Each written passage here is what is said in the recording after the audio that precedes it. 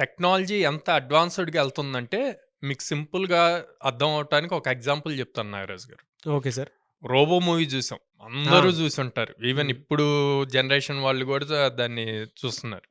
వాళ్ళకి 10 ఇయర్స్ అయినా ఆ మూవీ గుర్తుంటది. హ్మ్. ఎందుకు అంటే, ఆ మూవీలో చూపించిన టెక్నాలజీ రోబోస్. ఓకే. రోబో ఏమైందది ఫస్ట్ హీరో దాన్ని రిలేటెడ్ మొత్తం బిల్డ్ చేసి, మైండ్ అంతా క్రియేట్ చేశాక, తర్వాత అది రివర్స్ అవుతది. హ్మ్. ఓకే. ఈవెన్ ఇప్పుడు మనం మల్టిపుల్ ఫేజెస్‌లో గూడా రీసెంట్ జరిగిన వాటిల్లో గూడా మన హ్యూమన్ డెత్స్ తగ్గించాలి అని జెప్పి రోబోస్‌ని ఇంప్లిమెంట్ జేయాలి అన్న టాపిక్ బాగా నడిచింది. అవును. సో, అట్లాంటి టైంలో ఇవి యూజ్ అవుతాయి. కానీ ఎంత కేర్‌ఫుల్‌గా బిల్డ్ జేస్తున్నారు అన్నది ఇంపార్టెంట్.